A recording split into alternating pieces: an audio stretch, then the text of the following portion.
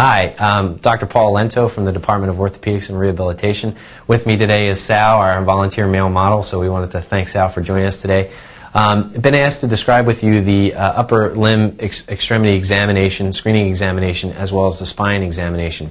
Before starting out, though, with any physical exam maneuver, it's very important that you appropriately wash your hands. So I'm going to head over to the sink here.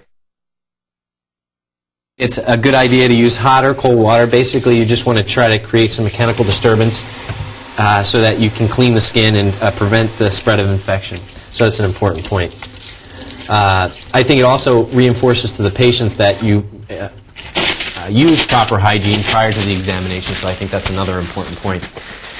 When I get started for the physical examination, after I've taken an adequate history, I like watching the patient disrobe. So I'm going to actually have Sal in a male disrobe so I can really get a good look at his upper extremity, both function as well as anatomy. So Sal, go ahead and do that.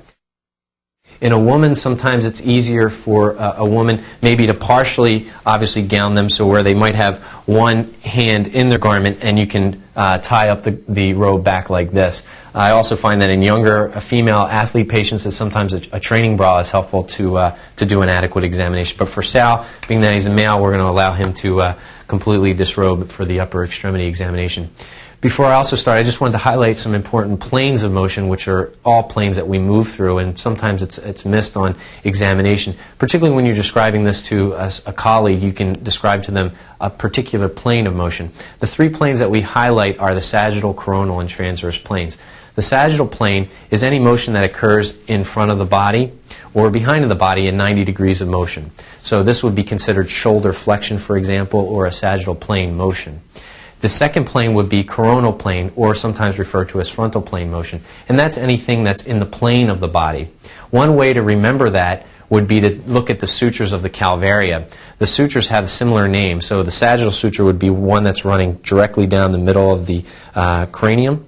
The coronal suture, which is running in a 90-degree fashion to the sagittal suture, is another way to remember those planes of motion, so the sagittal and coronal.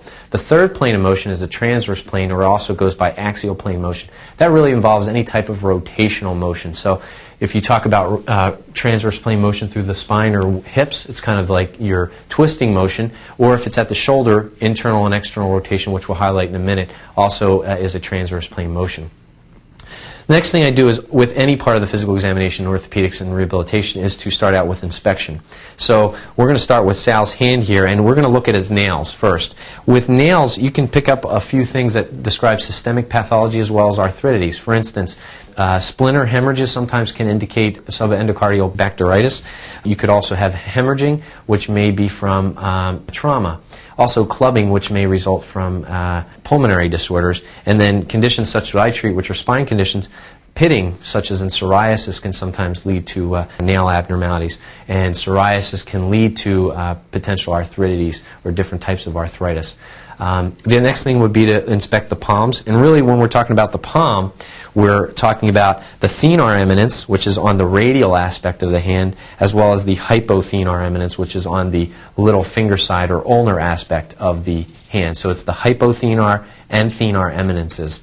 The next thing would be to look at the skin. And really, you're just looking for abrasions. For some patients, particularly patients who may be on steroids or those types of medication, they may have thin skin. You're looking for ecchymosis that may be associated with trauma. The other thing is to look at individual joints. And in the hand, we're talking about the distal interphalangeal joint, or DIP, the proximal interphalangeal joint, or PIP, and then you have the metacarpal phalangeal joint, because the metacarpal bone is this bone and the phalanx is this, so you have the metacarpal phalangeal joint, or MCP. So those are basically the three articulations of the fingers.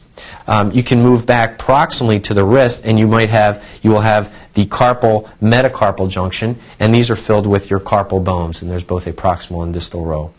The other thing with looking about overall in terms of inspection would be to look for things such as fasciculations, atrophy, or any other types of deformities which may be important. Scars, which may have indicated previous trauma, as well as past surgical history, is also an important key point to check for. The next thing that sometimes that you would want to check in terms of hand examination and wrist examination would be pulses. And in the wrist, you have both the radial pulse, which is one that I think we're all pretty familiar with checking heart rate, as well as the ulnar pulse. And you can appreciate both of those. The ulnar is sometimes a little bit more difficult to appreciate as it sits a little bit more deeply. The next thing would be to pinpoint specific anatomic landmarks. And one of the most important ones in the wrist is what's called the anatomic snuff box. The anatomic snuff box represents one of the important carpal bones, which is your scaphoid. Sometimes that's fractured. Say, for instance, a young person who's skateboarding falls on their hand may fracture their scaphoid. And the way that you want to find this landmark is you want to have the patient extend their thumb. And basically what you're looking for is a little dimple that occurs on the dorsal radial aspect of the wrist. And in Sal, it's not as prominent. I'll demonstrate on myself. It may be easier to see. You can see there's a little dimple that's created right there, and that's really the location of the scaphoid. And sometimes tenderness in that area may indicate, particularly in the setting of trauma, may indicate fracture. The next thing that we were going to go on to is describing different types of tendinous structures that may be present in the wrist. And on the volar side of the wrist, which is the palmar aspect, palmar and volar essentially mean the same thing, you want to look for different tendinous structures. So there are wrist flexor tendons that are on this side of the wrist, whereas on the dorsal side of the wrist, you will have the wrist extensors. The other important thing are looking for other bony prominences, such as the distal ulnar styloid, which would be on the dorsal aspect of the wrist, fairly prominent bony structure, as well as the radial styloid, which is on the radial aspect, dorsal radial aspect of the wrist. And you can palpate both of those structures. The next thing we're going to do is move up. Now, the elbow has very important articulations. It has basically a range of motion that basically has flexion, which is anywhere to approximately 130 degrees. You can have full extension, okay, which is, again, these are sagittal plane motions because they're occurring in this plane of the body. In women, sometimes they may be a little bit more lax and they might have increased extension through the elbow. They may have anywhere from -5 to 10 degrees. Not an important point, but something just to realize that women may be a little bit more lax than men. The important bony structures to also highlight at the elbow would be the olecranon process, which probably can be best seen by having the person bend their elbow. Clinically, this sometimes may be involved in terms of a traumatic olecranon bursitis. Somebody falls onto the elbow, may be developing some significant bursal swelling here. The other important structures are the medial epicondyle, which is the distal aspect of the humerus, which is here. This acts as the origin of the wrist flexors, and sometimes that's involved with what people euphemistically call your golfer's elbow, the medial epicondylar or wrist flexor tendons. On the outer aspect, you'll have the lateral epicondylar or wrist extensor structures, and you can palpate this as a bony prominence here. One other motion that's sometimes not described with the elbow, but more with the wrist, would be pronation and supination. Pronation I really think of as when the palm is turned down towards the ground. Supination is when the palm is turned up towards the ceiling. And you can really highlight this when you have somebody bring their palm up. Sal just demonstrated for us there finger extension, something I failed to mention in range of motion, and then finger flexion, which is, again, sagittal plane motion.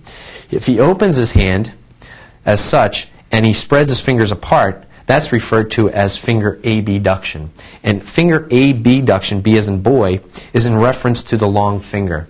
So anytime you have coronal plane or abduction of the fingers, they are in reference is when he brings his fingers towards the third finger. So that's abduction away, and then adduction towards. So let's go back to the elbow joint. We highlighted a couple of things. Pronation, once again, palm down. Supination, palm up. You can see some of that motion occurs at the wrist. Some of that motion occurs at the elbow. Now we're going to turn our attention up to the shoulder joint. I think the shoulder joint is probably one of the most complex articular structures in the body. There's some important bony anatomy that we need to highlight. First would be the clavicle. And the way that I think most people are familiar with the clavicle, as we used to call it the collarbone, is just feeling the bony prominence that's sitting just above his pectoralis muscle. You can feel that and see it fairly prominently. And I typically will start palpating that and go medially towards the midline of the body. And this actually is what connects the upper limb to the axial skeleton. And this is through what's called the sternoclavicular joint. Sternoclavicular joint is located right about this area as you march your way along the clavicle to the sternum. As you march laterally, you'll come out to the acromioclavicular joint. The acromioclavicular joint is actually felt to be like a knuckle that you'll feel at the end of the clavicle. And the acromion is actually, if you think about it, and actually part of a scapula.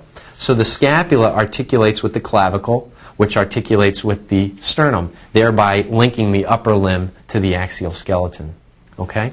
The other important structure that's sometimes difficult to appreciate in a robust individual such as Sal here, he's a pretty strong guy, is the coracoid process. The coracoid process, the best way that I think to feel it sometimes is really to feel the acromion, and then sometimes march your way down just below that area, maybe a few finger breadths, and you'll palpate in this area. You notice he winced because typically the coracoid process is a little bit tender to most patients. So it's not necessarily pathological, that's just sometimes the coracoid is tender like that. And again, in bigger individuals, it may be difficult to palpate that structure. The coracoid is important because it acts as an origin for your biceps tendon. It's the short head of the biceps, and the long head of the biceps actually comes from within the shoulder. The long head of the biceps goes through two tuberosities known as the greater and lesser tuberosities. These tuberosities are very difficult to palpate in a lot of individuals. Once again, Sal has a very prominent deltoid, so it's difficult to appreciate that. One way that I find that it might be easier to feel is if you feel just below the acromioclavicular joint and move a little lateral. I sometimes put my hand in that area, and then I might have him just rotate his shoulder in and out. And sometimes you can feel these bony prominences a little easier.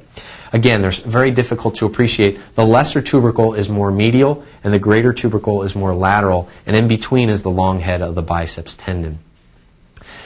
The other key factor with shoulder is talking about asymmetry, and one of the key factors with asymmetry is looking for atrophy.